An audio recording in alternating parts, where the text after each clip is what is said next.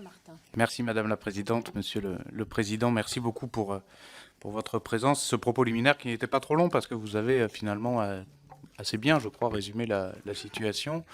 Je recentrerai du coup mon propos et ma question sur le rôle du parlementaire. Vous en avez vous-même parlé. Sur le vocable et sur la terminologie de cette mission, je crois que c'est important d'insister sur le terme de concrétisation. Ça aurait pu être application des lois, qui est un terme aussi juste, mais concrétisation sous-entend davantage une difficulté qu'il y a à aller justement la rendre concrète dans le quotidien des bénéficiaires des lois. Et c'est vrai que nous tenions à cette terminologie. L'objet de cette mission, ce n'est pas uniquement de faire des auditions et d'écrire un rapport sur l'état du droit et comment aujourd'hui on applique les lois. C'est vraiment d'outiller le parlementaire du futur.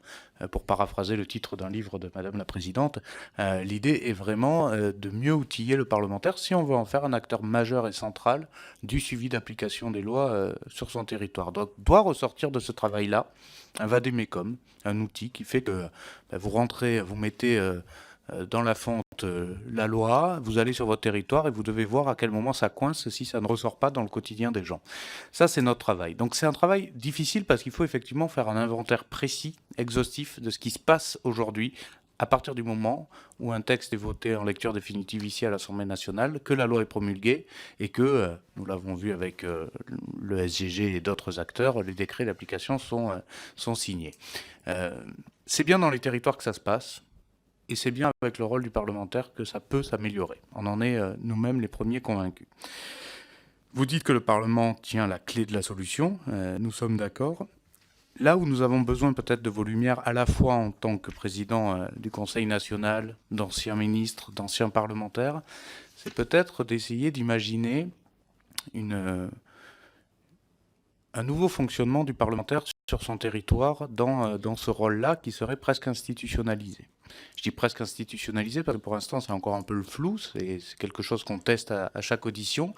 C'est aujourd'hui comment, autour du préfet, autour de tous les acteurs qui s'occupent de mettre en place une loi dans son territoire, comment le parlementaire peut reprendre un rôle accepté, qu'il soit de la majorité ou de l'opposition, donc ça a aussi une importance, et qui ait une responsabilité dans la bonne application des lois. C'est-à-dire que le nouveau cumul de mandats, c'est d'être député applicateur de loi. Ce n'est plus être député maire. Et ça, on veut vraiment le mettre en œuvre. On a conscience que c'est une nouvelle dynamique, une nouvelle culture de la fonction du député qui commence déjà par un certain nombre de fonctions que l'Assemblée nationale permet de faire à travers, je pense, et vous connaissez également bien cette fonction, les rapporteurs spéciaux à la Commission des finances, mais nous, je pense, nous devons généraliser cette façon de faire dans les territoires, à aller tester si ce que nous votons est concret et fonctionne bien. Ça, c'est la première chose, c'est comment est-ce que très concrètement, on peut insérer le parlementaire dans ce qui existe aujourd'hui dans les territoires et dans l'État notamment déconcentré et en application avec les collectivités.